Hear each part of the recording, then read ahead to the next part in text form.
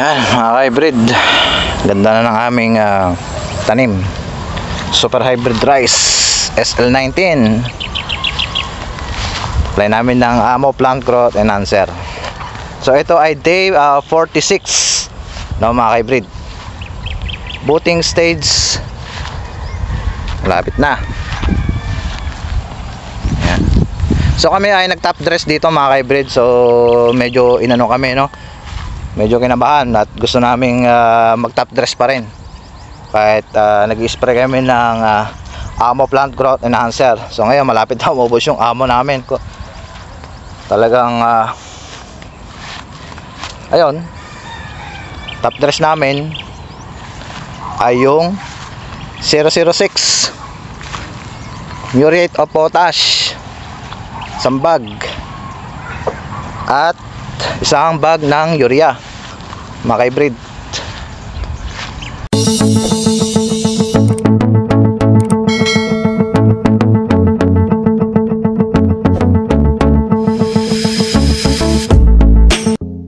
Magandang araw mga ka-hybrid, Lakbay Farm Vlog. Nagbabalik muli sa aking YouTube channel, at kung bago ka lang sa aking YouTube channel, huwag mo kalimutan mag-subscribe. Pa-hit na rin po ang notification bell para lagi po kayong updated sa mga bagong uploads at mga videos natin. So kayong araw mga ka-hybrid ay nandito po ako ngayon sa aming area. Ngayon ay day 46 po ito mga ka-hybrid no? Sa mga nagtatanong kung ilang days na po ito, ay 46 na po ito no? Mula lipat tanim no mga ka-hybrid. So ngayon ay i-discuss ko po sa inyo mga ka-hybrid yung aming protocol na aming in-apply rito no mga ka-hybrid, from the start hanggang sa itong top dressing namin no mga ka-hybrid.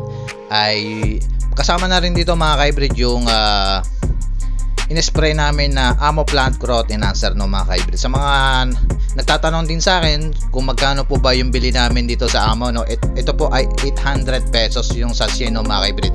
Pero meron po yung maliit ay hindi ko po alam, hindi ko po kabisado, parang pagkakalam po ay 100 pesos po yung maliit na maliit po yun no. Pero ang binili po namin yung medyo malaki, good for 1 hectare po yun, hanggang po sa 8 application po yun no, 8 times na application po namin na ini-spray namin dito mga ka-hybrid. So ngayon balik na tayo ngayon dito sa aming tanim na super hybrid rice SL19 no mga ka-hybrid, yung aming protocol hanggang sa top dressing no mga ka-hybrid.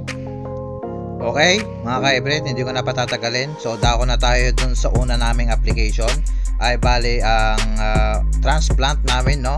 So hindi na po kami nag-basal application dito no mga ka-hybrid ng yung 2 to 3 days kami ay nag-basal application no. So ang ginawa namin ay parang side dressing na lang ang ginawa namin, yung ika 23 days no, between the 20 to 25 days na pwede po kami mag-apply rito ng aming fertilizer no. So yun po yung aming ginawa no, side dressing plus yung top dressing na sinasabi ng mga ka-hybrid. Sa ika day 45 po kami nag-apply. So twice po kami nag-apply.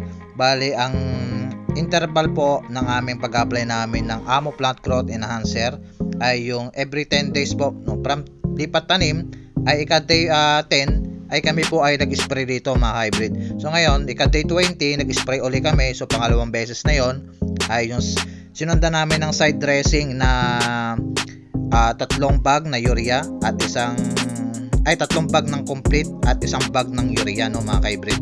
So ngayon nakatipid nga po kami rito no. So tingnan yung epekto ng Amo Plant Growth Enhancer dito sa aming palay no, sa aming palayan. So makikita nyo parang day 50 na to, parang day 60 na nga, tingnan mo mga ka-hybrid. So yan, so 4 pa lang yung aming in-apply na abono rito no mga ka-hybrid. So yan, so pangalawang beses day 20. So may 6 pa na kami ay mag-apply ng Amo Plant Growth Enhancer. So 8 beses po kami mag-apply rito no. So ngayon ang gagamitin namin na patabalak ay almost 6 kaban lang na fertilizer na pwede namin i-apply rito, na plus yung spray na Amo Plant Growth Enhancer no mga ka-hybrid. So ngayon day 30 ay nag-apply muli kami ika 3 ng Amo Plant Growth Enhancer at saka ika 40 days. So 4 na beses na po kami nag-apply rito no. So ngayon ito ay day 46.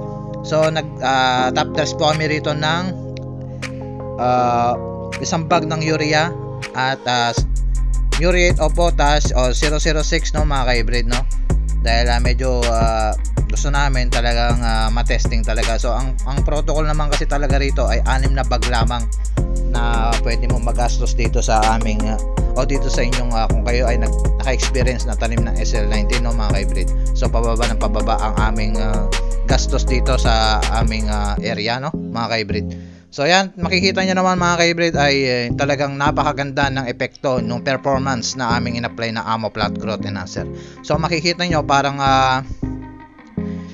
so sa mga ilan dyan ay talagang may mga nagbubuntis na dyan. Talagang akala mo talagang booting stage na yan, pero 46 days pa lang yan vegetative, no, mga ka-hybrid. So yan na yung performance ng aming in-apply na Amo Plant Growth Enhancer, 46 days. So kahapon ay nag-apply kami ng complete at saka yung muriate of potash, no, mga ka-hybrid.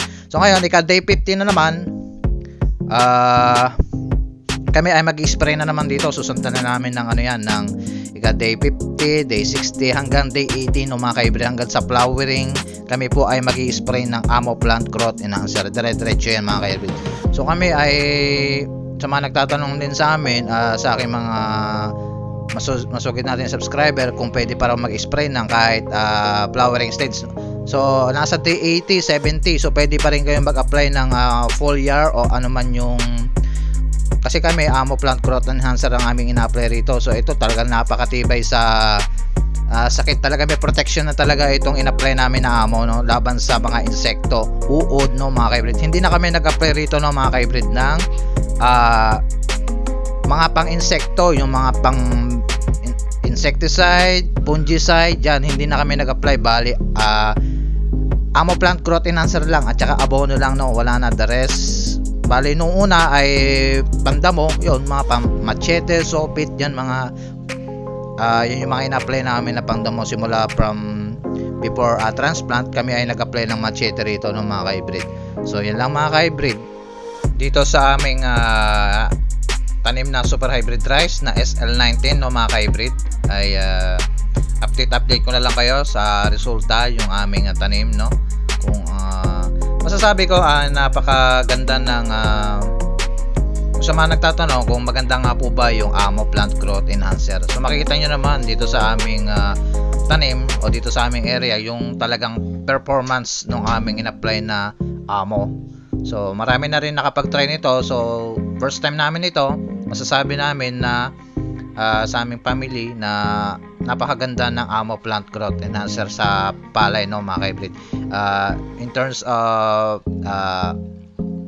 talagang suwi sa lahat ng dahon, talagang may protection na talaga yung inyong palay na pagka kayo po ay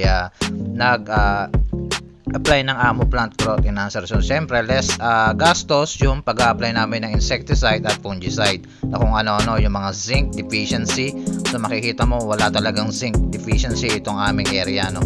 So yan yung masasabi ko na napakaganda na yung performance ng amo na aming in-apply rito, no, sa aming area, no, mga ka-hybrid. Yan. So ngayon, mga ka-hybrid, susunod na vlog ko ay yung namin, yung gastos, no, ditong sa aming area, kung nakatipid nga po ba kami o hindi, no.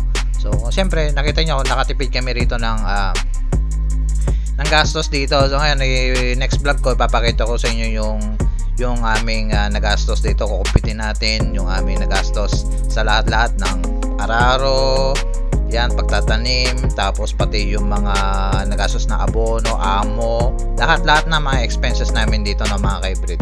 So yan yung next vlog ko. So ngayon, hanggang dyan lang muna, mga ka-hybrid, yung update ko sa inyo sa aming area na super hybrid rice SL19, no, mga ka-hybrid. Sana ay sana talagang tumama kami dito ngayon, no, mga ka-hybrid. So yung nakaraan ay talagang tumama. Ito SL19, no, mga ka-hybrid. Titingnan natin yung potential yield na aabutin ng merong SL19, no, mga ka-hybrid, ng SL Agritech, no. So yun lang, mga ka-hybrid, update ko po kayo dito sa aming area na aming in-apply na amo. So yun lang po, ingat po at God bless.